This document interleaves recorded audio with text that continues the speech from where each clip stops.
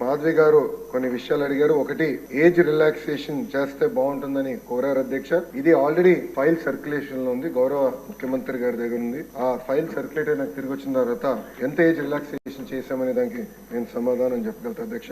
అదే విధంగా అధ్యక్ష, పల్లా శ్రీనివాస్ గారు కూడా ఎప్పటికలా ఈ డిఎస్సి ప్రక్రియ పూర్తి చేస్తానని కోరారు. కొన్ని విషయాలు లీగల్ వెళ్ళాము. నేను అనుకుంటాం నెక్స్ట్ అకాడమిక్ ఇయర్ ప్రారంభమైన ఒక నెల అటు ఇటుగా డిఎస్సి పూర్తి చేయాలనే లక్ష్యంగా మేమందరం పనిచేస్తున్నాం అధ్యక్ష.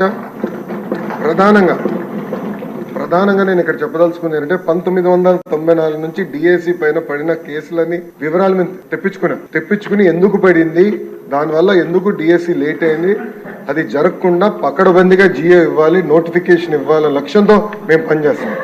ఎందుకంటే లక్ష కళలతో మన ప్రభుత్వం పైన నిరుద్యోగ యువకులు ఆశలు పెట్టుకున్నారు. ఆశలు వృధా చేయకూడదు. చిత్తశుద్ధితో డిఎస్సి నిర్వహించి ఉపాధ్యాయులు మనకి అవసరం ఉంది అధ్యక్ష. అందుకే పకడ్బందీగా ఈ కార్యక్రమం పూర్తి చేస్తాం.